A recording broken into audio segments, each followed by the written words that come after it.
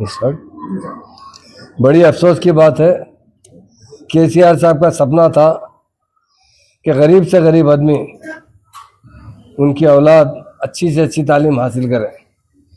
उसके लिए उन्होंने जैसा तेलंगाना बनने के बाद बीआरएस पार्टी पावर में आई, उन्होंने एक दिन का सर्वे करवाया था पूरे तेलंगाना में। पता चला कि बहुत से मुसलमान और बहुत से गरीब भाई, हिंदू भाई भी, हर कास्ट के लोग जो गरीब हैं वो अपने बच्चों को तालीम नहीं दे सक रहे, क्योंकि केसीआर साहब का सपना था कि एक बार कोई तालीम हासिल कर लेगा, यहाँ नहीं दुनिया के किसी एरिया में भी जाकर वो अपना रोज़गार हासिल कर सकता है। उसके लिए केसीआर साहब ने देखा कि गरीब लोग, अब मेहनत मजदूरी करने वालों को टाइम नहीं होता कि बच्चों को ले आकर स्कूल को छोड़ कर आए, स्कूल से लेकर आए, ट्यूशन पढ़ाएं। बहुत गौर व फौज करने के बाद, कई आईएएस ऑफिसरों से डिस्कशन करने के बाद केसीआर साहब ने रेजिडेंशियल स्कूल का मंसूबा बनाया ताकि बच्चे रेजिडेंशियल स्कूल में रहकर अच्छी तालीम हासिल कर सकें। और बहुत से बच्चे मेडिकल में दाखिला लिए हैं, इंजीनियरिंग में कंप्लीट कर रहे हैं। तो केसीआर का जो सपना था कि सारे कौमों के साथ मुसलमानों को भी अच्छी तालीम दें, और जो सरमाएदार लोग हैं वो तो अच्छे स्कूलों में पढ़ा सकते हैं, मगर जो बहुत गरीब है वो अपने बच्चों को खुशहाल बनाने के लिए अच्छी तालीम दें। उसके लिए उन्होंने हमारे तेलंगाना के अंदर 970 स्कूल्स टोटल खोले हैं। उसमें 204 माइनॉरिटी स्कूल खोले हैं। उसके बाद 1-2 स्कूल का और इजाफा हुआ। उनका एक ही मकसद था कि गरीब से गरीब आदमी अच्छे से अच्छी तालीम हासिल करे। जो जिसके माँ बाप बहुत गरीब है, वो अपने बच्चों को तालीम नहीं दिला सकते, तो कम से कम रेजिडेंशियल स्कूल में अच्छी से अच्छी तालीम दें। और बहुत अच्छी तरीके से उन्होंने चलाया। जब से कांग्रेस पावर में आई है, इन तमाम रेजिडेंशियल स्कूल का बुरा हाल कर चुके हैं। अभी हम लोग गोलकुंडा किले में आए हैं, हमारे नियाजी भाई हैं, हमारे बासित भाई हैं, मुजाहिद साहब है। हम लोग खाली देखने के लिए आए, प्रिंसिपल मैडम से मिलने के लिए कि ये वाक़या हुआ क्या। वाक़या बोलते हुए भी हमें शर्म आ रही है, क्योंकि इंसानियत भी कोई एक मायने रखती है। एक बच्ची यहाँ की गोलकुंडा रेजिडेंशियल स्कूल, जो जहाँ टेम्ब्रिज के नाम से चलता है, intermediate first year second year की तालीम दी जाती है। ये बच्ची, एक लड़की यहाँ की फर्स्ट ईयर में दाखिला ली थी, सेकेंड ईयर के अंदर वो प्रेग्नेंट हो गई।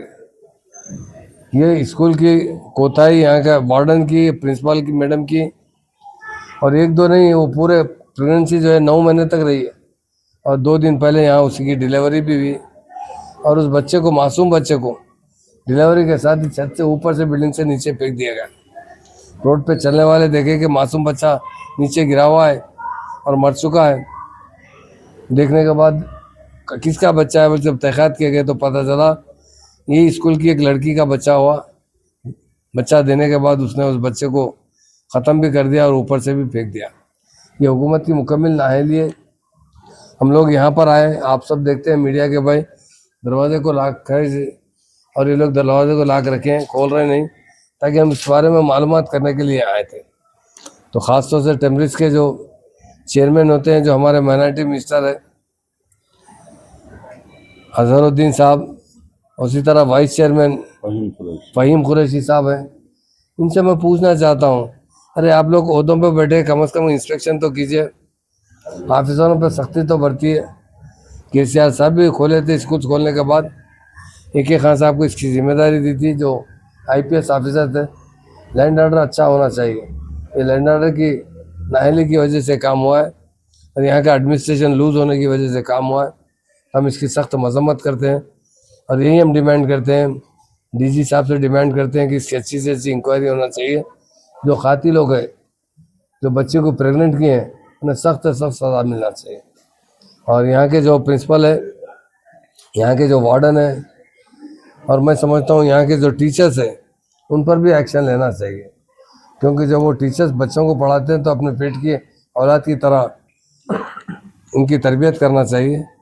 ये सब नाअहली की वजह से वाक़या हुआ है, उसकी सख्त से सख्त मजम्मत करते हैं, और चीफ मिनिस्टर से भी गुजारिश करते हैं कि महकमे को आप अपने हाथ में लीजिए, इस तरह KCR साहब ने अपने हाथ में लेकर हज़ारों बच्चों को तालीम दी है।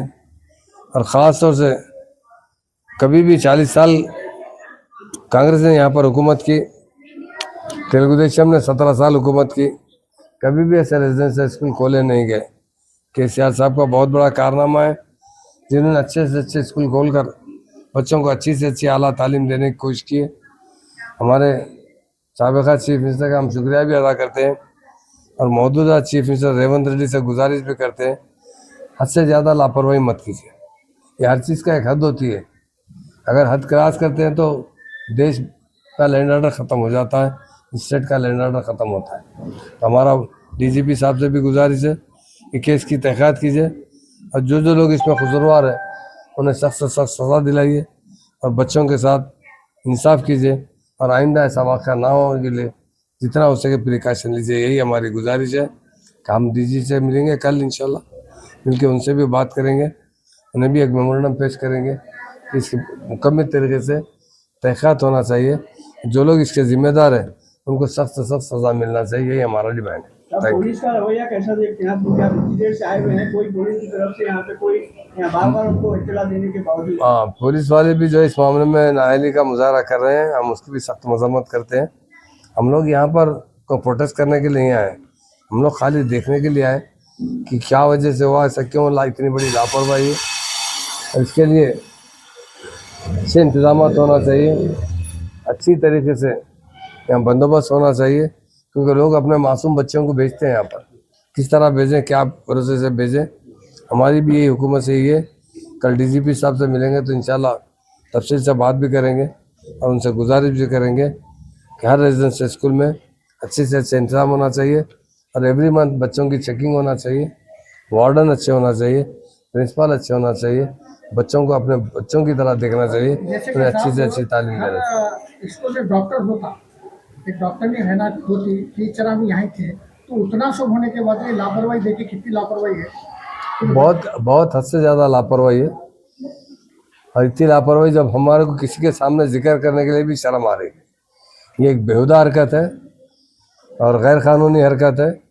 हम पुलिस से यही गुजारिश करेंगे कि इस केस को बहुत सीरियस लिया जाए।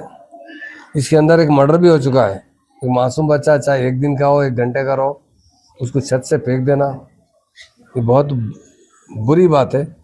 और एक ऐसी बात है कि इंसान गिरा हुआ जो अमल करता है वो अमल करें। और वो जो प्रेग्नेंट हुई बच्ची, एक स्कूल में 9 महीने 9.5 महीने तक रहने पर उसे देखा नहीं गया। अरे मेडिकल चेकअप तो हर महीना होना चाहिए।